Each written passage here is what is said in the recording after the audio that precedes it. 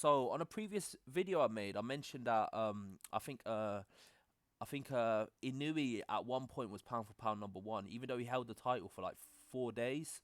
After he beat Stephen Fulton, in my opinion, he was pound for pound number one at that point. But then obviously Crawford came along and gave such a good performance against Errol Spence and completely dominated him that I actually decided to put what's his name, Crawford as number one pound for pound. Now the reason for that is because obviously Errol Spence is a much far better opponent than Stephen Fulton.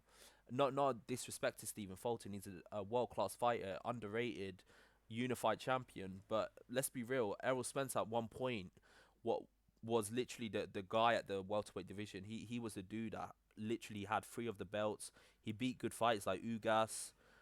There's no denying it. He was a way better fighter than Stephen Fulton in terms of what he's accomplished and the fighters that he's beat and the resume that he's got. So with that being said, after Crawford gave such an incredible performance last Saturday, I was forced to put him as number one pound for pound and put Inui as number two pound for pound on my list. And the third person that I've got on the list is USYK. Now, one thing you got to notice with this list is if you look at it, literally all three of them were undisputed in at least one weight class. In the exception to that is Crawford, as he became undisputed in two weight class, which is unprecedented. I don't think there's not been a fight in the four belt era that's ever done that. There has been fights that have done it in the three belt era. For example, Evander Holyfield. Evander Holyfield became undisputed at cruiserweight, and I believe he became undisputed at heavyweight as well. But in terms of the four belt era, the only fighter that's actually managed to pull that off is Crawford, and that's another reason why I've got him as number one pound for pound. So yeah, in terms of my top three pound for pound fighters on in the world, I've got Crawford as number one, I've got Inui as number two, and I've got Usyk as number three. Now the reason why Usyk is number three is it's not unfair because obviously to some extent these lists have a recency bias. When I say recency bias, it's boxing is a what have you done for me lately type of sport. The person that's accomplished the latest great thing is usually at the top of the table, as we saw today. Um, Only 4 days ago, Inui was, in my opinion, number one pound for pound, but then he got surpassed by Crawford, who done the latest greatest thing, which was beating Errol Spence. So, with that being said, the reason why I've got Usyk at number three is because obviously he did unify the cruiserweight division, but let's just say hypothetically the undisputed fight happened with Tyson Fury. If he managed to beat Tyson Fury and become undisputed at heavyweight, again he definitely would have been number one pound for pound.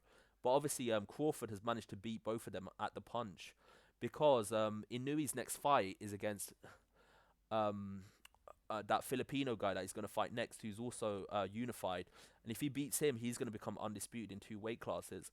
And let's just say hypothetically, we get the fight with Usyk versus Tyson Fury. If Usyk manages to beat Tyson Fury, he would have been undisputed in two weight classes. But Crawford has managed to jump ahead of the queue and beat both of them to the punch and managed to become undisputed twice by beating Crawford.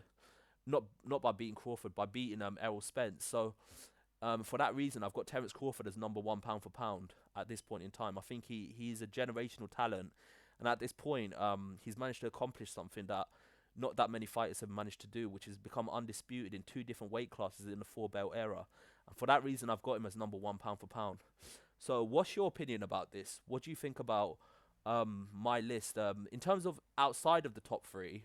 So obviously, I've got Crawford as number one, Inui as number two, and Usyk as number three. Outside of the list, I need to think about from the fourth to the 10th, the last six fighters who I think is going to be the top 10 pound for pound. I need to really think about that, and I might make a separate video talking about that.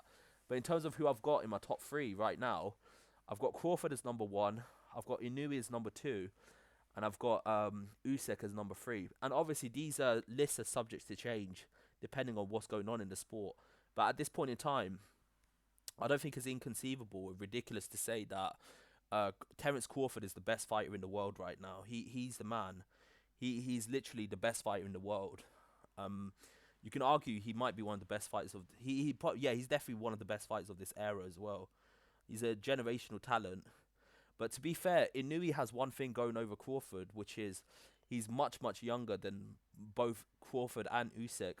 Usyk is in his mid 30s, so is Crawford. While Inoue's only 30, so he's got a good decade left in the sport. While Crawford and Usyk, they've probably got half a decade left if we're being generous at the top level. So Inoue's definitely got the best prospects out of all three of them in terms of what's going to happen in the future of his career, because he's only 30 and he's already conquered 4 division and became undisputed in one already. So that's just my opinion. Tell me your opinion. Do you think what I'm saying is true, or do you think I'm talking complete nonsense? Do you think Inoue should be number one? Do you think Usyk should be number one? In my opinion, Crawford is number one, Inoue is number two, and Usyk is number three. Tell me what you think about this list, and like and subscribe to the channel. I've got a lot more content coming your way. Peace.